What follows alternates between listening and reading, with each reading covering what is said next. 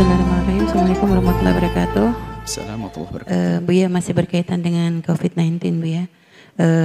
Kami ada membaca satu kisah, satu tulisan bahwasanya ada di satu daerah itu Bu ya, ada salah satu keluarga yang meninggal karena terkena COVID-19. Praduganya begitu Bu ya. Kami nggak tahu apakah memang sudah dipastikan atau hanya perkiraan, sehingga akhirnya sebagaimana kalau sudah diduga punya penyakit meninggal dalam keadaan begitu, maka dalam proses perawatan jenazahnya pun seperti yang sudah pernah dibahas juga, yaitu dengan langsung dibungkus plastik dan benar-benar dijauhkan dari keluarga gitu. Akan tapi dari pihak keluarga itu nggak terima Bu ya.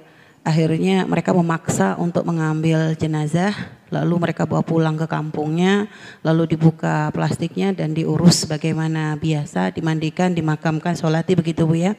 Sehingga akhirnya dampaknya satu kampung itu yang pokoknya berkaitan yang ikut mengurus jenazah semuanya akhirnya menjadi orang-orang yang dalam pengawasan itu Bu ya.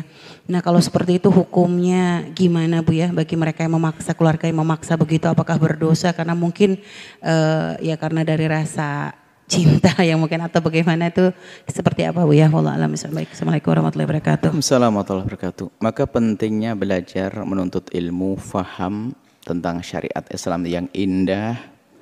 Indahnya bukan indah di dirimu, indah di tetanggamu, indah di masyarakat. Permasalahan dangkal itu yang repot.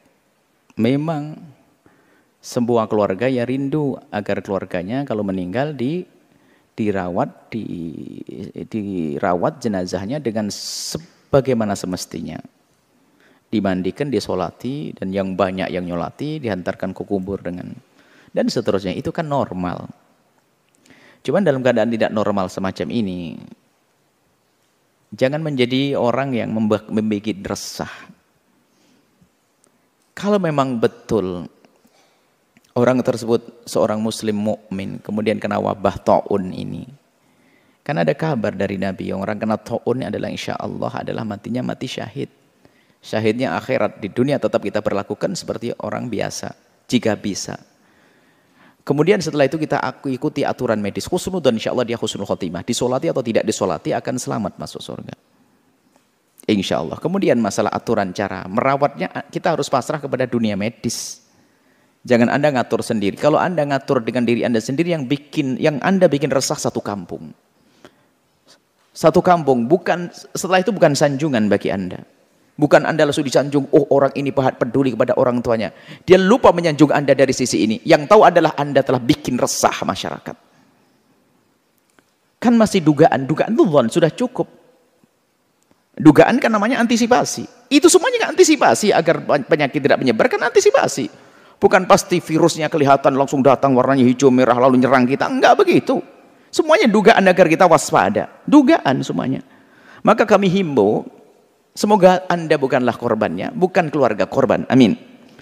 Jika ada orang-orang yang enggak perlu sampai memaksakan harus dibungkus, dibongkar dan sebagainya. Yang membungkus di rumahnya pun juga was-was, khawatir. Kemudian setelah itu akan dipantau secara khusus, kan jadi enggak enak semuanya. Gak usah memaksakan seperti itu. Gak usah memaksakan. Berarti Anda bikin resah, pengennya mau ngabdi, seolah-olah actionnya pengen ngabdi kepada orang tuanya, ingin mandikan dan sebagainya. Tapi sudah menurut medis diduga. Diduga sudah cukup, bungkus seperti yang kita sebutkan. Gak usah disolati. Kalau mau disolati, disolati.